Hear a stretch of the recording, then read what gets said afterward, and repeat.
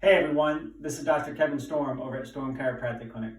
Wanted to share this video with you on the continuation of extremity conditions. Now with extremity conditions, the reason we're putting these videos together is because a lot of patients are unaware that chiropractors treat extremity conditions. They deal with the neck, the upper back, and the lower back, but at the same time, it's important for us to make sure that all the joints in your body are moving effectively. So today we'll be discussing the elbow and the wrist. Now it's important to make sure that with any of these that you're getting appropriately diagnosed by your chiropractor.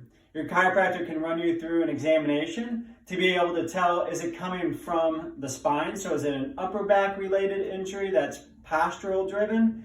Is it a neck related issue that could also be postural driven, but could be nerve related? Or is it coming from the elbow or wrist itself?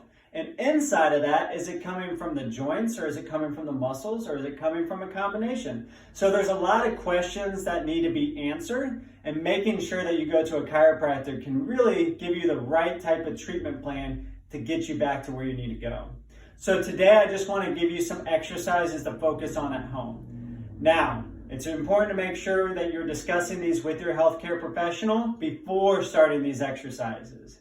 If you have any referral pain, if you have any sharpness, you need to stop those exercises and let your healthcare professional know about them.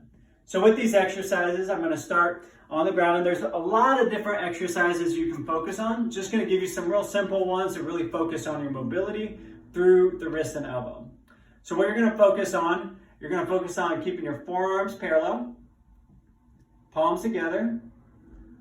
Then you're going to do the back, forearms parallel. And with this one, all you want to do is hold for about 2 to 5 seconds, because if you hold it much longer, you can create some referral pain or some sharpness in the wrist joint itself.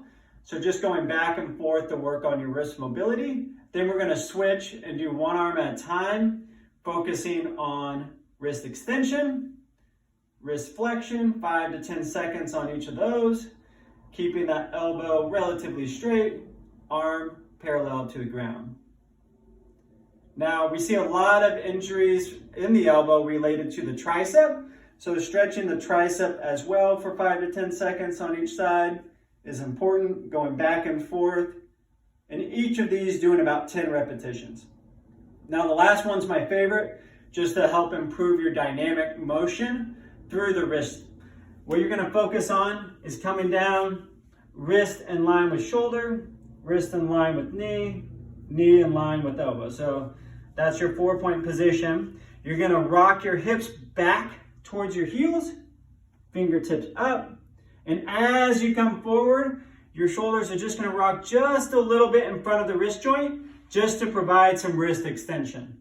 You don't want to go too far, and you don't want to hold for too long. So each of these is going to be about a 2 to 5 second hold, rocking back and forth for about 10 repetitions on each of those motions. Now you can do a lot more exercises than that, but those are some basic ones I want you to focus on. Check us out at stormchiropclinic.com to learn more. Feel free to ask any questions on our Facebook page. Send us any emails of questions as well. And we want to get you back to a better you. Thanks, and have a great day.